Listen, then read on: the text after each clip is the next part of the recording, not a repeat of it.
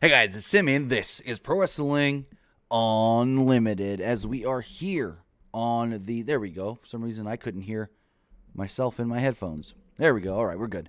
We are here on the 7th of June 2020 to talk about everything that went down tonight at NXT Takeover in your house. Now, I liked the show. I'm going to say that. I liked every match on the show, but it wasn't one of the stronger NXT takeovers, to be completely honest. Like, I thought the show itself was really, really good. I liked every single match, like I stated. But they hyped this up like it was going to be one of the greatest takeovers of all time. And really, it wasn't. I don't even think it was better than the last takeover back in Portland in February. But nonetheless, really fun show that we're going to talk about here tonight. And I also want to talk about, well, what you guys thought of the show, and you can do that. Let me know what you thought a couple different ways.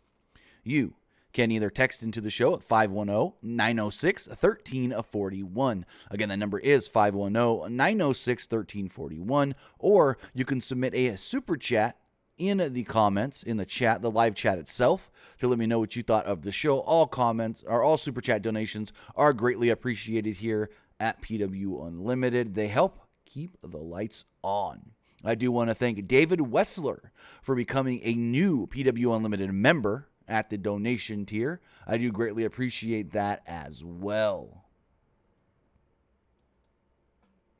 So with that, before we get going, we got to see who's here with us in the live chat. Got a bunch of you already here. We got, scroll up. Jack Dawson, Kristen McNutt, Wayne Montgomery, Sinclair Saturday, Young Tev, Krill, I'm going to butcher this last name, Yangelin, I hope I said that right, one of the ways, Eric Tate, Emmanuel FG, NMD Wrestling, Jacob Roel, Broken Dreams, and so many more of you. Let me check this message I've got here, just double check.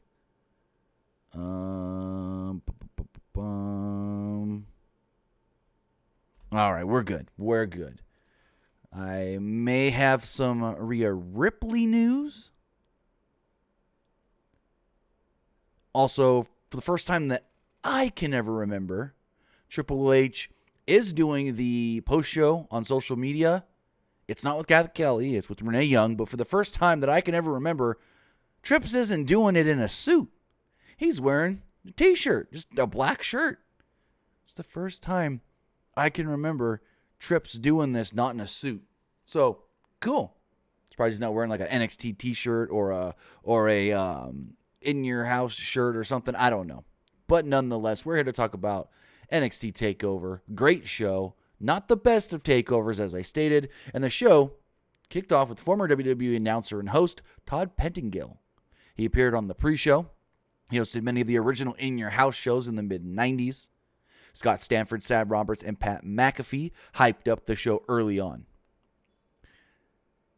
And fucking Sam Roberts. Before they started, Sam Roberts explained right now is the golden era for NXT, and then compared the current scene to the idea of social Darwinism. Ugh. He got a lot of hate for that on social media. So going forward to the actual main card, though, the show kicked off with a 6-woman tag team match. Mia Yim, Shotzi Blackheart, and Tegan Knox taking on Candice LeRae, Dakota Kai, and Raquel Gonzalez. Now, I said it in a tweet. I said, this match was all over the place, but in a good way, because it was controlled chaos, and it still built up some feuds, like Mia Yim and Candice LeRae, and Tegan Knox and Dakota Kai if they still want to progress in that way. So the show opens up and we see, well, they got the In Your House set back from the 90s. I don't know if it's the exact same one. Maybe it is. Maybe it isn't. It doesn't really matter. It was still cool to see that they did bring out an In Your House set that looked like a house. So there was a "This is awesome" chant at the beginning of the show as the crowd were banging on the plexiglass. And I'm going to talk about... do I do it now? Nah, I'll talk about the crowd later, because there was a spot where I was just like, yeah, these are mindless zombies. You may have seen my tweet. So Yim and LeRae were the first in this match, though LeRae tagged out before the two even touched, and Reina Gonzalez was in next. Nox and Kai were really good together in this match. Kai clearly is a just phenomenal heel. She plays the heel role better than I thought she ever would, kind of like Bayley. I thought that both of these women, Dakota Kai, Bayley, were perfect baby faces and couldn't be that great as heels, but they really surprised me. And Dakota Kai just plays the heel role perfect. At one point, Shotzi Blackheart did a dive to the floor, but Gonzalez caught her and ragdolled her around, and Tegan Nox had the biggest, look on her face. Yim followed this up with a dive, knocking down some of the women at ringside. Then LeRae did a springboard plancha. Nox then did a Molly go-round off the top rope to the floor, knocking down all the women at ringside. The crowd then chanted, NXT, NXT, NXT. Kai and Gonzalez worked over Blackheart in the ring after this. Blackheart finally tagged out to Yim after taking a beating for a few minutes. Yim pinned LeRae with a bridging dragon suplex for a 2. LeRae responded with a released German suplex, and the two were out for a few moments. After Gonzalez used a falling powerbomb on Nox, LeRae and Yim ended up brawling on the floor and into the backstage area through the garage, basically, of the house. This allowed Shotzi and Nox to take out Gonzalez. Nox then pinned Kai clean with the shiniest wizard in the middle of the ring. Bada boom, baby faces. Baby faces. Picking up the victory here. Next up, we had Finn Balor versus Damian Priest. And as I stated in my preview, this was a coming out party for Damian Priest, as Damian Priest looked very well in this match, even though he was defeated.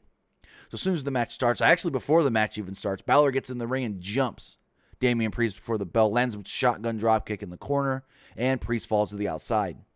The bell then rang soon after, and Priest was able to shift the momentum early. Early on, he started throwing the steel steps around ringside as though he had a plan for them.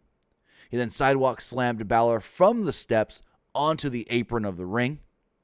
Balor went above and beyond for Priest selling in this match. Priest taunted Balor and used a half Nelson facelock on him. Balor counted out of this with a jawbreaker. He landed a perfect flying forearm next, then brought the match back out to the floor. A lot of fighting on the floor in most of these matches tonight, actually. Balor went nuts with stomps on Priest, who was prone against the crowd barricade. Priest used a gigantic black arrow, his version of the Falcon arrow, on Balor. Balor railed back with a double stomp that only got him a 2. Priest did a box jump onto the apron towards the end of this match. He then grabbed Balor and did a razor's edge on the edge of the apron. Balor made another comeback late in this match and took Priest out with a sling blade. Priest countered with a few high roundhouse kicks. Balor came back at Priest with another shotgun dropkick, but when he went for the coup de grace off the top, Priest grabbed him by the throat, climbed to the top, and did a flying sit-out chokeslam for a 2. Everybody in the crowd sold this huge, just going nuts for it. The final spot saw Priest trying another razor's edge on Balor, but this time on the floor on the aforementioned steel steps. Balor escaped and kicked him, which knocked Priest to the floor. I think the idea here was for Priest to land flat on the steel steps, but because it was like a horizontal position, Priest landed kind of like middle lower back. Looked like it kind of hurt. It made a loud thud on those steel steps. Balor took care of Priest here back in the ring and finally put him away with the coup de grace, double diving stomp for the victory. Balor wins, but Priest looks really good even though he was defeated. So next up, we get our first of 3 title matches. We got Johnny Gargano challenging Keith Lee for the NXT North American Championship. Before Gargano got in the ring, we saw him inside the In Your House set, designed like the interior of an actual house. There was a framed picture of Doc Hendricks hanging inside that place, which Gargano shot a thumbs-up gesture before heading in, and he walked right through the door. Keith Lee made his way out to the ring, and we saw on his tights, Black Lives Matter in pink and black text. We all got to support. Keith Lee threw some high roundhouse kicks early on in this match, but most of them missed. Gargano couldn't get an early advantage, though, on Lee. He rolled to the floor. Lee went after him, which is where Gargano got a few sneaky licks in. When he tried kicking Lee's head off, at one point he missed. He kicked the steel steps. Gargano and Lee then had a funny stare down. Gargano in a kind of like chicken shit roll move heel here. Ran away. Gargano then tried to go back up to the house where it was apparently locked. Remember, I didn't say this, but Johnny's got keys in his drawers, in his trunks, in his crotchal area. Lee kept up on him, and we saw a scene from the security cam point of view in black and white, as if we were like seeing like the security cam of the actual house. Someone got that, what is it called? ADT on the In Your House set. I thought it was a cool idea. I don't think we saw it ever again, though. It was only the one time, which was kind of unfortunate. Gargano ran away. Oh, nope, I read that paragraph already. Gargano did a great job making Lee feel invincible. He chopped away at Lee's back, and then we got the two climbing into the ring. When Gargano went for a slingshot spear, Lee stepped to the side and dropped a knee on Gargano. The two traded forearm shots next. Lee went for a pop-up powerbomb, but Gargano held on and turned the hold into an armbar. Lee used a rampage bomb to break the hold. He took Gargano's head off with a standing lariat for a 2. Lee went for the Big Bang Catastrophe, but Gargano countered it into a sunset flip. He only got a 2 off of it. Lee landed on what Tom Phillips called, I guess he said it was a one-armed spine buster. More like a chokeslam than me. Gargano finally spiked Lee head first onto the floor with the flying tornado DDT, but he had trouble getting Lee back into the ring because Lee was a little too big for him to lift up and slide in. So Gargano rolled back in and broke the count, which the ref kind of scolded at him for. I was like, well, he doesn't want to lose, or he doesn't want to win by DQ because then he doesn't win the belt. But if he can't get Lee back in the ring, he's going to lose if Lee can't get himself back in the ring. So I don't know why the ref scolded him for this. Gargano went back to the floor and got Lee back in the ring eventually. But then Lee got up. He used a pounce. So Lee got up and slid right back out. Gargano was like, oh, crap, he's back out. And then they did the spot. Keith Lee ran at Johnny Gargano and just basically pounced him through the plexiglass barricade. I liked it and didn't like it at the same time, because here's the issue. The move looked cool from one angle, but when we saw a replay of the angle from behind Keith Lee running at Gargano, you can tell Gargano telegraphed it to where it was like, he counted almost like 1, 2, and when he knew that Lee was close enough, you can see him crouch down and then jump himself up just in time to take the spot. And I was like, ugh, it looked good from the other angle where you can't see Gargano kind of jumping up. But this one kind of took me out of the spot a little bit, even though at first I loved it. And I know what you're going to say, nitpicking. You're nitpicking, Tim. Yeah, it might be. Candice LeRae then came down to distract Keith Lee, but Mia Yim followed her out. When the two started fighting, Gargano gouged Lee with the keys that he had in his trunks. He then went for the pin and only got a 2 count. Before Lee could get up, Gargano super kicked him in the head, another 2 count. After that, Keith Lee finally hit a spirit bomb, and then 2 more spirit bombs and a Big Bang Catastrophe. He pinned Gargano, and 1, 2, 3, retained the NXT North American Championship. So Keith Lee, still the champ. And so we're sitting here, we're watching the show, and my thought was, okay. You did 2 regular matches, a title match, probably get Karrion Kross and Ciampa next. No. We actually got the Backlot Brawl for the NXT Championship right smack dab in the middle of this show. And I was going, something big's happening in that women's match. Because at first I was like, on Twitter I go, what do you think is going to main event, guys? The women's title match or Kross and Ciampa? And my thought of asking that and thinking that way, if that it maybe could be Kross and Ciampa, was kind of like, well, if they really want to put Karrion Kross over huge, they main event him on his first takeover, even though it's not a title match. But then I was like, no, there's got to be a reason the women go on last, and there was. We got the Backlot Brawl, and the match was good, but not great. And I don't know, at times it seemed a little slow, and then rushed, and then slowed down again, and I don't know if the reason some of the moves felt slow was because everything was so wet because it had rained all day and they actually weren't able to film till like after midnight. But Adam Cole drove up in a giant truck. Unfortunately, it was a Ford. It was designed to have a bunch of Undisputed Era stickers and paint schemes on it or whatever.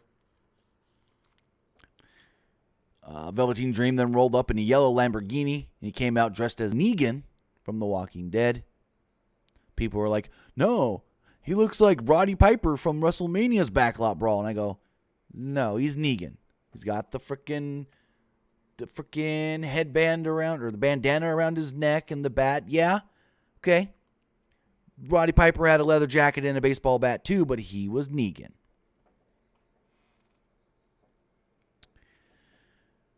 So they said that the rules of this match were there are no rules other than the pinfall for victory must take place inside of the ring. And I was like, okay.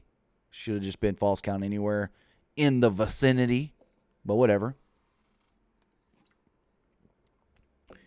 And there's a couple things that I got to say about this match before I get going with it. A, I didn't like how we kept seeing the guys with the freaking lights walking around in the shot. And B, I don't even think that was needed. I did see criticism on Twitter of people saying that the match was too dark and that if this was a pre-taped match, they should have made sure it was well lit. Well, I wish that it wasn't well lit. I wish that it was less lit because it seemed, if the match was lit too well, then it would have seemed too overproduced. If it was dark and the only lights we had were a few lights from the surrounding area and the cars, it would have seemed more like a real, like, hey, these guys just came here to fight, not these guys came here to fight and Regal had a set up for them. So I don't see an issue with it kind of being dark at times during the match, where I saw others have that issue on Twitter. But,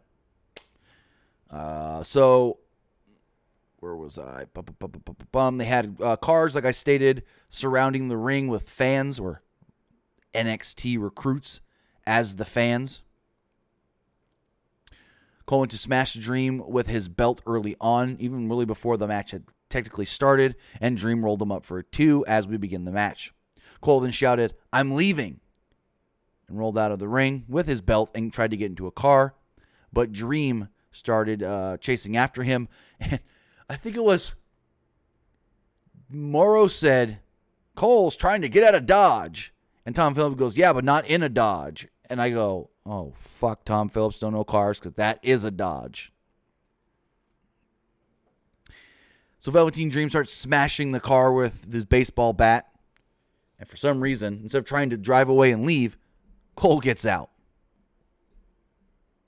So fighting around this car. And this like this like minivan shows up. And someone literally says, "Did anyone order an Uber?" And they fight. And like the doors of the minivan are open. So they fight through the minivan real fast. And then the referee, Drake Wirtz, is like, "Ma'am, I think you better leave now." And I'm like, oh, Lord. So the Uber drove away. The two walked and brawled around for a little while until Cole escaped from the lot. Dream shouted, come out, wherever you are." Kind of like a Cape Fear reference. Dream then looked around, was pulling on all the doors. Some of these doors aren't real because it's actual like a set at Full Sail. Finally found one that would open, and he pulls the door open, and Adam Cole fire extinguishes him right in the face. So we keep going here. The two are brawling. Cole then calls him stupid at one point, and Dream railed back and landed a double axe handle off the apron to the floor onto Cole. You can see a lot of, like I stated, extra production staff around ringside here, which I didn't like seeing them in the shot. Dream then brought out a ladder at one point after he smashed Adam Cole face first on one of the cars. So Cole's kind of like laying up against the hood of, I think it was that same Dodge. And he brings out the ladder. The referee's kind of like, hey, what are you doing? And he's like, hey, I can do what I want right now. So Dream gets to the ladder, and then he starts to climb the ladder. And we hear a bunch of honking, honk, honk, honk, honk, honk. And it was Undisputed Era, Bobby Fish, and Roderick Strong. They distracted Dream just long enough for them to go over to the ladder, and they started attacking Dream. At one point, they knock down Dream, and then Cole says, you know what to do. Well, actually, I digress. Before this, Adam Cole and Velveteen Dream, I forgot to write this down, actually. Adam Cole and Velveteen Dream were fighting on the ladder. Dream knocked Cole off the ladder, and he fell right onto the windshield of the car, cutting up his arm right above the elbow, like the bicep area, behind the bicep. Then he tells them, you guys know what to do. They jump in the back of the big old Ford truck, and it's just full of chairs, and they start throwing chair after chair after chair after chair after chair into the ring. All of a sudden, they hear a noise once they're done throwing the chairs from under the ring. And Dexter Lumis would appear out of nowhere and by himself take out both members of Undisputed Era, throw both of them in the back of a car, in a trunk, and drive off. So Velveteen Dream and Adam Cole get back into the ring, and they start fighting. Cole went for a Panama Sunrise, and Dream countered it into a Dream Driver. Next, Dream landed a Purple Rainmaker flying elbow on Cole, who was sitting on a chair, got a 2 off of it. Cole then landed a low blow, remember? Anything goes, while talking trash to Velveteen Dream. While Dream was talking trash to him. He then used the Panama Sunrise on the steel chairs, the 50 chairs or whatever that were in the middle of the ring. Got the pin 1, 2, 3, and celebrated as still NXT champion. Adam Cole went and celebrated in the back of the truck and said, nobody can beat me for this. Nobody. I thought it was fun, other than the few little nitpicky things that I had. I didn't think it was one of the better cinematic matches we've seen as of late. I don't think it was better than the Boneyard match. I thought it was on par with the Firefly Funhouse match, and it wasn't better than Gargano and Ciampa. But I still thought it was really good. We then get a video with Todd Pettigill again. He spoofed the old 1-900 shop number. He's like, hey, we got all these great T-shirts here, like one of Rhea Ripley and one of so-and-so. And if you guys want to get your own shirt, all you got to do is call 1-900 WWE shop. And then he kind of pauses, looks off set and goes, huh? What? There are no 900 numbers anymore? Well, I guess you can go online to WWE shop. He goes, well, one thing that's still always around is AOL. And you see Triple H, Road Dogg, and Shawn Michaels pretending like they're trying to work a computer and they can't figure it out. And then WWE posted that clip online, and Shawn Michaels posted a picture of himself from back in the day trying to learn to use a computer, and he goes, yep, I still don't understand computers. I thought it was funny. So next up, we get Karrion Kross versus Tommaso Ciampa, and unfortunately, to me, and I could be wrong, but the match itself kind of seemed a little rushed, as if it should have went a little longer, and some things kind of like seemed like they just went boom, boom, boom at points. So early on, Ciampa landed some elbows, but Kross no-sold them. He then landed a hard standing kick into Ciampa's face in the corner. Kross then launched him from one corner to the other with Uranagi-style suplex. The two then fought on the floor. Kross picked Ciampa up with 2 hands and slammed him back first against the apron. Kross tossed Ciampa twice more with the overhead arm clutch suplex and washed Ciampa's face with his knee in the corner. Morrow made a UWFI reference. as far as Cross's style goes. I thought that was a cool reference. Ciampa tried chopping his way out of harm's way, and after a little bit of an effort, he was able to plant a running knee into Cross's face, and then tried pinning him after a draping DDT, but only got a 2 off of it. Cross returned Ciampa's attack, first spinning him into an like a F5 style move, then forced Ciampa to pass out with a cross jack and a modified, basically rear naked choke. The referee called for the bell as Ciampa was out, so Ciampa never tapped, but because he passed out, referee had to call an end to the match, and Karrion Kross wins, I guess you could say, by submission. So I thought this was really fun, but again, I felt like it was short, and I felt like there was at times a couple spots where it just seemed like they were just getting them in to get them in real quick. But then we moved to our main event. Before we talk about the main event, I'm going to talk about the crowd here. Before and after the match. So when Karrion Kross and Scarlett do their entrance, they do the whole song and everything, and the song's really cool, and then eventually the song just goes, pray and fall, pray and fall, pray and fall. Or fall and pray. It's fall and pray, fall and pray. And so it'd be cool if you hear a crowd going, fall and pray, fall and pray, fall and pray, right? But for some reason, the crowd sounded like mindless zombies going, fall and pray, fall and pray, fall and pray. Before and after the match, and I go, when they say WWE wrestlers turn into robots, there was a obvious sign of that right here.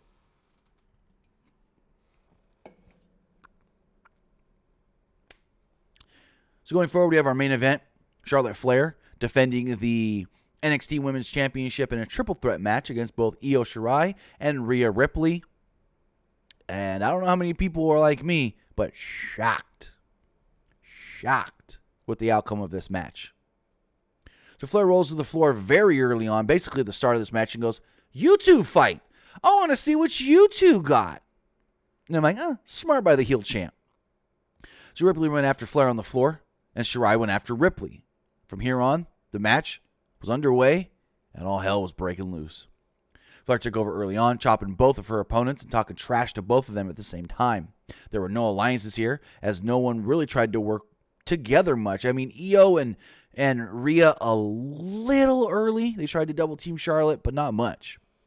Ripley went for a somersault senton off the apron, but missed and just crashed and burned hard on the floor as Charlotte sidestepped her. Brad then smashed Ripley very hard into the barricade, and you could tell from this point on, these women were going to work their fucking asses off and do their best to deliver the best match possible. And they did. Thor then used the Boston Crab on Io Shirai for a while. Finally, Rhea Ripley returned to the match and took out Flair. Shirai landed a 619 to Flair. Ripley then knocked her to the floor. Excuse me, guys. Got these burps that don't want to come out for some reason. Flair took Ripley and Shirai out both at the same time with a double spear. Got a 2 count off of it. She went for a double moonsault, but took too long. Ripley moved, and Shirai got her knees up. Flair rolled out of the ring. There we go. I can't speak. The three then exchanged at high spots and submissions. Shirai landed a big springboard dropkick on Ripley, then landed a bullet train knee attack. As Shirai celebrated the attack, Flair caught her with a natural selection, then locked Shirai in the figure 8 until Ripley dragged Flair out of the ring, making her break the hold.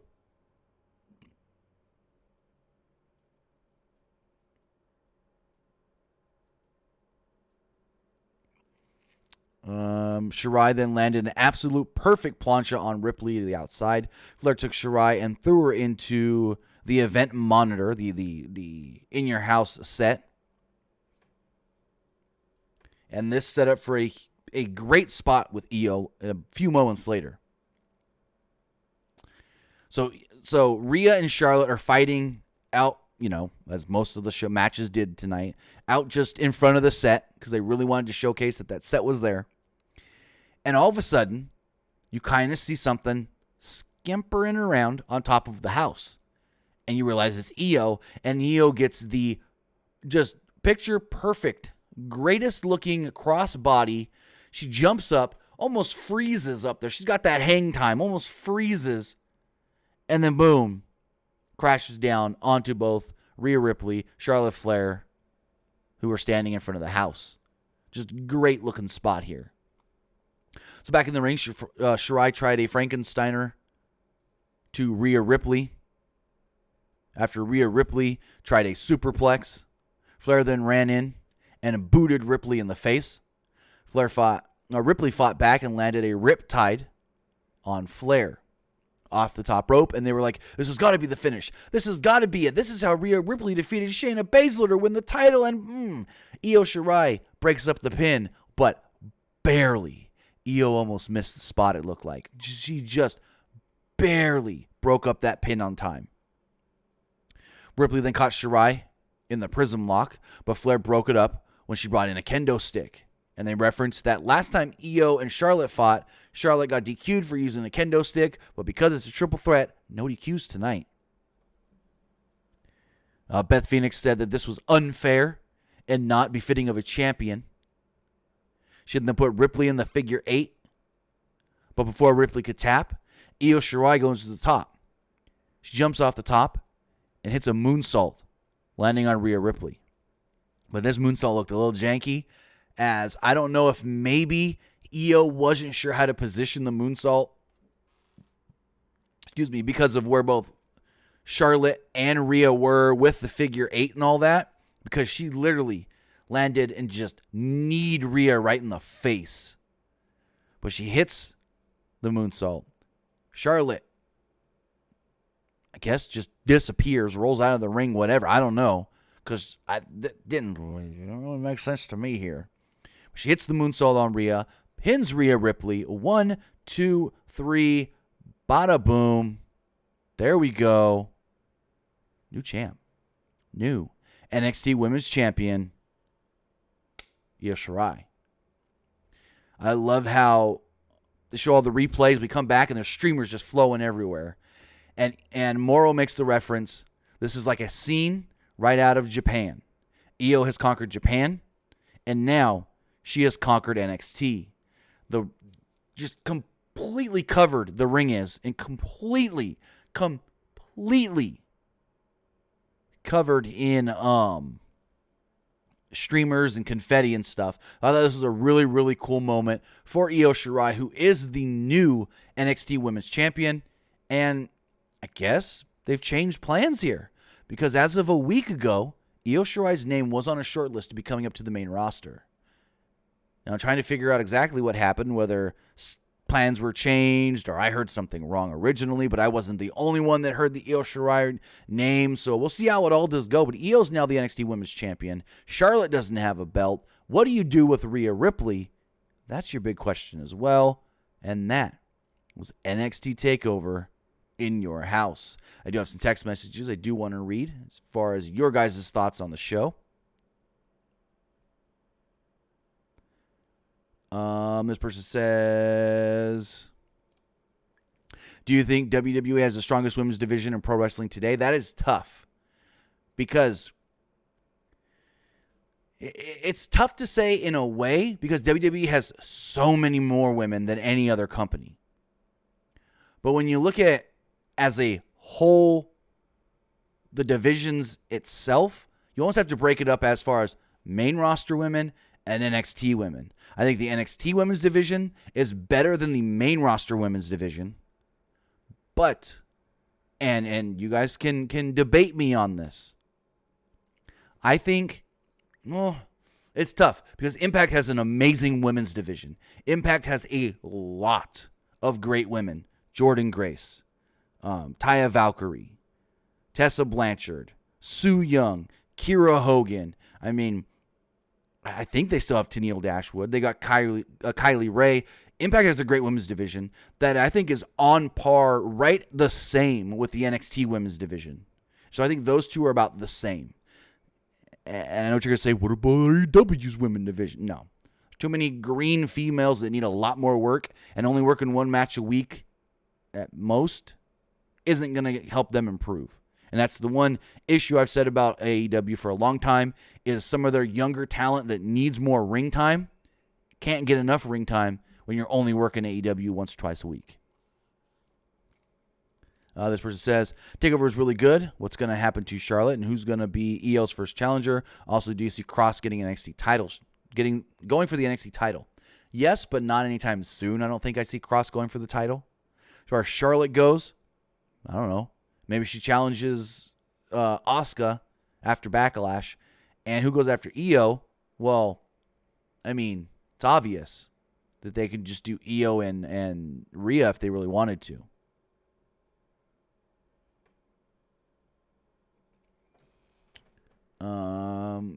Let's see this text message here, if it'll load. It says that the show was great, but I thought Keith Lee versus Johnny Gargano was amazing. I thought the main event was great, but Adam Cole versus Dream disappointed me. I could see all those thoughts being adequate. It says, hey, Tim, what do you think is next for Adam Cole and Dream? Not sure about Dream. I know he's on a short list to be coming to the main roster, so I think that could be what's next for Velveteen Dream. As far as Adam Cole, I don't want to see it, but it looks like the obvious thing is fucking Dexter Lumis. And this person here says, with Keith Lee retaining, what do you think the plans are for the NA title now, and who and when do you see Lee dropping the title? Okay. That's a tough one.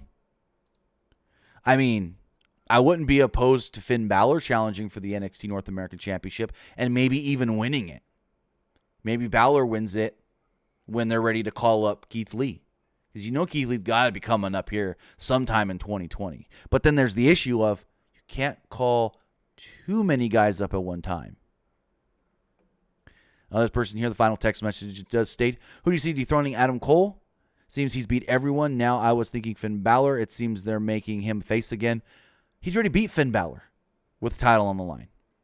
And in certain situations, you don't have to do. I know I always harp on babyface versus heel versus babyface. But when you have the perfect person, you don't have to do heel versus babyface. You could do heel versus heel.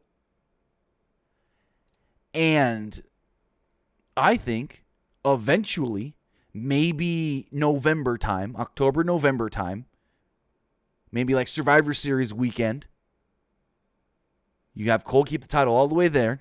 Then they could do it sooner, SummerSlam weekend, but you have Cole keep that title for a few more months.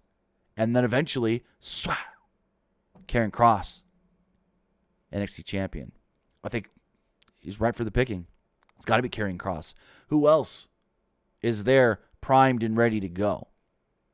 Like, I wouldn't mind if they did it now, but I think it's too soon. You got to build him up just a little bit more with a few more, I guess you could say, big feuds.